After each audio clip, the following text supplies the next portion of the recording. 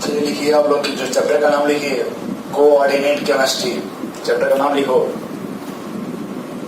Coordinate chemistry. ये जो आपका 12th का एनसीईआरटी है, 12th के एनसीईआरटी का लास्ट चैप्टर है। जो क्लास 12th की एनसीईआरटी है, 12th के एनसीईआरटी का लास्ट चैप्टर है कोऑर्डिनेट केमिस्ट्री। कोऑर्डिनेट केमिस्ट्री, ठीक है। एक चैप्टर का ही नाम है, उसी को आप बोलते हो कोऑर्डिनेट कंपाउंड्स। उसी को आप बोलते हो कोऑर्डिनेट कंपाउंड्स। इसमें कोऑर्डिनेट कंपाउंड्स में क्या है, एक फिर छोटा सा नाम आएगा नॉर्मल सॉल्ट, नॉर्मल सॉल्ट। दूसरा आता है डबल सॉल्ट, डबल सॉल्ट। और थर्ड आपका आता है कॉम्प्लेक्स सॉल्ट, थर्ड आपका आता है कॉम्प्लेक्स सॉल्ट। ये 3 सॉल्ट आपको यहाँ पे थोड़ा सा डिस्कस करना है कि नॉर्मल सॉल्ट क्या है, डबल सॉल्ट क्या है, कॉम्प्लेक्स सॉल्ट क्या है, ठीक है। फिर से देखो, नॉर्मल सॉल्ट क्या है, वह सॉल्ट जो एक कटायन और एक एनायन से मिलकर बना होता है, उस तरह के सॉल्ट को बोलते हैं नॉर्मल सॉल्ट। नॉर्मल सॉल्ट क्या है, वह सॉल्ट जो एक कटायन एक एनायन से मिलकर बनता है, उसे हम बोलते हैं नॉर्मल सॉल्ट। या दूसरे लैंग्वेज में बोल सकते हो कि normal salt loss it's identity. Normal salt, normal salt loss its identity in aqueous medium, identity in aqueous medium।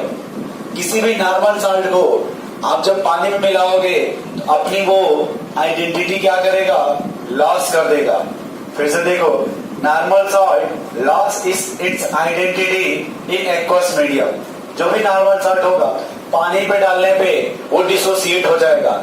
जब सॉलिड फॉर्म होगा तो सॉलिड रहेगा, लेकिन जैसे ही आप पानी में मिलाओगे वो अपने आयनों में डिसोसिएट हो जाएगा, तो उसे आप क्या बोलोगे, normal salt.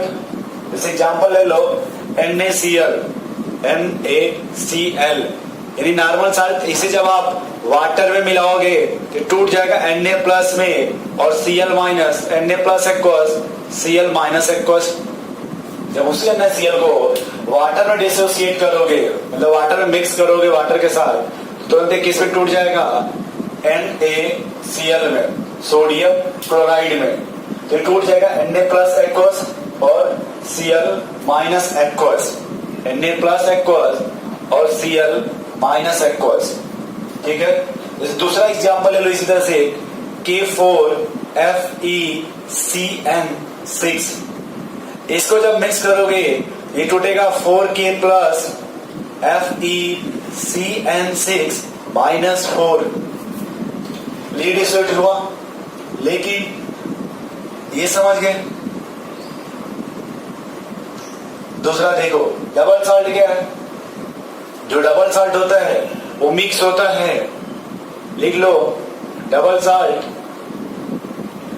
One salt and another salt, another salt। जैसे एक सॉल्ट देखो ये KCl है और एक आपका MgCl2 है, और इसी को मिला के बनाते हैं KCl MgCl2.6H2। ये आपका हो गया डबल सॉल्ट, ये आपका हो गया सिंपल सॉल्ट। दूसरा फिर एक और एग्जांपल है K2SO4, ये सिंपल सॉल्ट है। Al2SO4 3S, ये भी सिंपल सॉल्ट है, बट दोनों को जब मिक्स करा दोगे तो बन जाएगा potassium, K2SO4 Al2SO4 3S 24H2। अब ये आपका डबल सॉल्ट हो गया। या इसी तरह से होता है फेरस सल्फेट,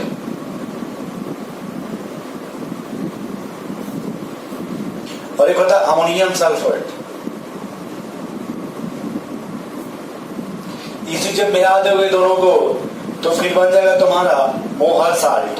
क्या बनता है, मोहर साल्ट। सिंपल सॉल्ट जो होगा उसमें एक ही कटायन एक ही एनायंस होगा, लेकिन डबल सॉल्ट जो होगा उसमें एक सिंपल सॉल्ट और दूसरा भी क्या होगा सिंपल सॉल्ट, दोनों को मिला दोगे तो बन जाएगा डबल सॉल्ट।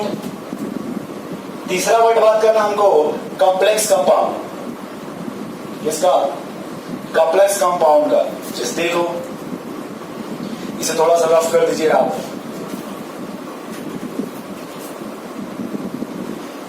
इस डायग्राम को फिर से देखो, यहां जब आप NaCl को वाटर में डिजॉल्व कर रहे हो तो अपने आयनों में डिसोसिएट हो गया। और सबसे बड़ा इंपॉर्टेंट ये क्या है, हमें ये सबका एक पार्टिकुलर टेस्ट मिल जाएगा, पार्टिकुलर टेस्ट मिल जाएगा। यहां जब आप आओगे देखो ये टूट गया आउटर स्फीयर, आउटर स्फीयर, और इसे आप बोलते हो कॉम्प्लेक्स स्फीयर। इसे क्या बोलेंगे कॉम्प्लेक्स स्फीयर। ये आउटर स्फीयर देखो, ये आउटर स्फीयर है, इसी को आप बोलते हो आयन स्फीयर। और ये आपका इसको ये भी बोल सकते हो सेंट्रल मेटल आयंस, या तो कॉम्प्लेक्स स्फीयर बोलो या और बोल सकते हो इसको कॉम्प्लेक्स आयन बोल दीजिए। हाँ मेन बात ये हुआ यहाँ पे कि ये टोटल 4K प्लस में और Fe6 माइनस 4 में। यदि आप फिर इसको डिसोसिएट करो वाटर में, इसे फिर किसमें ये वाटर में, तो फर्दर डिसोसिएट नहीं होगा। देखो आप इसे जब हम फिर दोबारा वाटर में लेके आ रहे हैं तो फर्दर डिसोसिएट नहीं हुआ। इससे ये हुआ, ये जो बाउंड्री है देखो ये इससे कुछ इफेक्ट आ रहा है, इस बाउंड्री से कुछ इफेक्ट आया, यानी वो कोई भी कॉम्प्लेक्स जो ये इस बाउंड्री के अंदर होगा, ये इस बड़े ब्रैकेट के अंदर होगा, वो वाटर से डिसोसिएट नहीं होगा, वो वाटर से डिसोसिएट नहीं होगा। मींस वाटर का उस पर कोई फर्क नहीं होगा। जो भी कॉम्प्लेक्स जो भी कंपाउंड्स इस, ठीक है देखो, जो भी कॉम्प्लेक्स इस ब्रैकेट के अंदर होगा, जब इस ब्रैकेट के अंदर होगा ये वाटर से डिसोसिएट नहीं होगा, ये वाटर से डिसोसिएट नहीं होगा। चलो देखो फिर से, यानी आप इसे फर्दर, यानी वो कोई भी कंपाउंड जो इस तरह के ब्रैकेट के अंदर होगा, इनसाइड द ब्रैकेट, वो वाटर में डिसॉल्व करने पे डिसोसिएट नहीं होगा। कोई भी कॉम्प्लेक्स जो इनसाइड द ब्रैकेट, ये ब्रैकेट है, इस ब्रैकेट के अंदर होगा, इसके अंदर होगा, वो डिसोसिएट नहीं होगा। दूसरा देखो, तो इसी को बोलते हो कॉम्प्लेक्स कंपाउंड। किसको बोलते हैं कॉम्प्लेक्स कंपाउंड का। यानी ये देखो, ये जो आपका हो गया ये कॉम्प्लेक्स कंपाउंड हो गया, और ये जो है ये आप इसे ले लो या NaCl को ले लो, या आप लिख करके Mg ये KCl.MgCl2.6H2O। अब ये जो आपका देखो, और ये दोनों सिंपल साल्ट है, सिंपल साल्ट। हाँ साल्ट दो तरह का है, ये अकेले है तो ये नॉर्मल हो गया, ये दो लोग मिल गए तो डबल हो गया, और ये देखो कॉम्प्लेक्स हो गया। क्योंकि जो कॉम्प्लेक्स होता है वाटर में डिसॉल्व करने पे डिसोसिएट नहीं होता है। तो एक लाइन लिख लो कि complex compound consist of two part, लिख लो यहीं पे कॉम्प्लेक्स कंपाउंड लिख लीजिए, कॉम्प्लेक्स कंपाउंड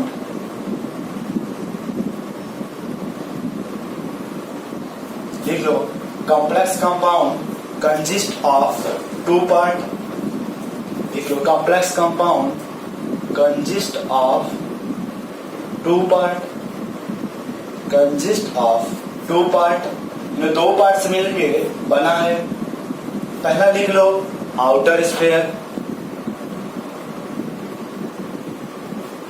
दूसरा लिख लीजिए कॉम्प्लेक्स स्फीयर। दूसरा क्या है आपका कॉम्प्लेक्स स्फीयर, पहला क्या है आपका आउटर स्फीयर, और दूसरा आपका कॉम्प्लेक्स स्फीयर। अब फिर देखो एक लाइन और लिख लो नोट करके, या ऐसे देख लो, ये K4FeCN6, ये जो K4 है ये आपका आउटर स्फीयर हो गया, और यहां से जो ये है ये आपका इनर स्फीयर हो गया। तो एक K+4, K4 को हम बोलते हैं आउटर स्फीयर, और इसे क्या बोलते हैं कॉम्प्लेक्स स्फीयर। ठीक है, अब एक बार फिर से ये नोट में लिख लो। नोट क्या लिखोगे, ये आउटर स्फीयर और कॉम्प्लेक्स स्फीयर के बीच में इंटरेक्शन फोर्स लगता है, इलेक्ट्रोस्टैटिक इंटरेक्शन फोर्स। तो बोल सकते लिख सकते हो कि द अट्रैक्शन ऑफ फोर्स, लिख लो द अट्रैक्शन बिटवीन अब किसके बीच, outer sphere and complex sphere, outer sphere and complex sphere, between outer sphere and complex sphere is electrostatic.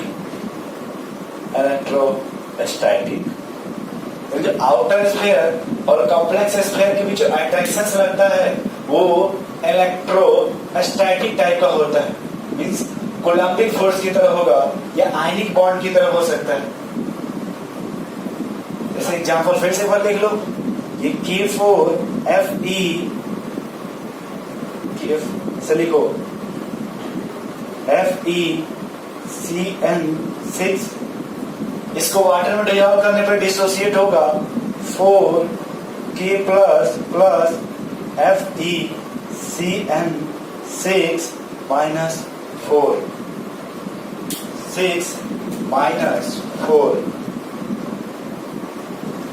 अब इसे फर्दर आप डिसोसिएट नहीं कर सकते 4K प्लस, बट इसे अब ये देखो, ये जो 4K प्लस है ये आपका आउटर स्फीयर हो गया, ये आपका कॉम्प्लेक्स स्फीयर हो गया, और दोनों के बीच जो फोर्स लगता है उसे को हम बोलते हैं इलेक्ट्रोस्टैटिक फोर्स,